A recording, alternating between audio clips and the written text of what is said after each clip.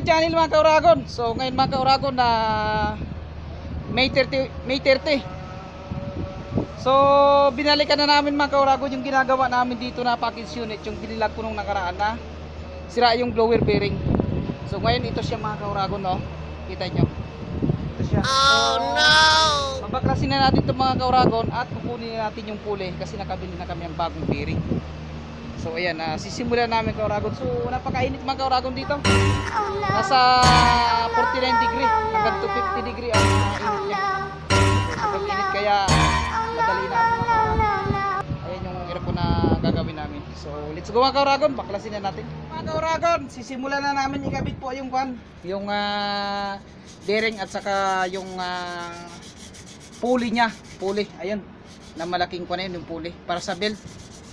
Ayan, bali nililinis na namin itong kasama ko para makabit na namin at magawa namin. So ngayon mga kauragon, i-standby ko tong cellphone ko dito sa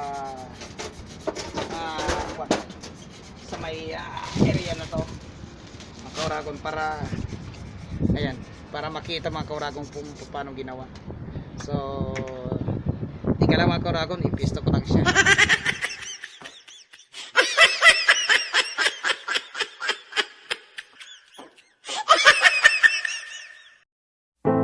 Yun o, yun yung mga tornilyo doon, ayun yung binalik namin, yun ang mga tornilyo na yun. Ngayon okay na mga kauragon, no? Ayan, so balik na sa normal, hindi na gaya nung dati na maingay. Ayan o, oh. So ngayon mga kauragon, iuuna natin, paandarin natin mga kauragon kung okay na siya. Katatapos lang namin magtrabaho.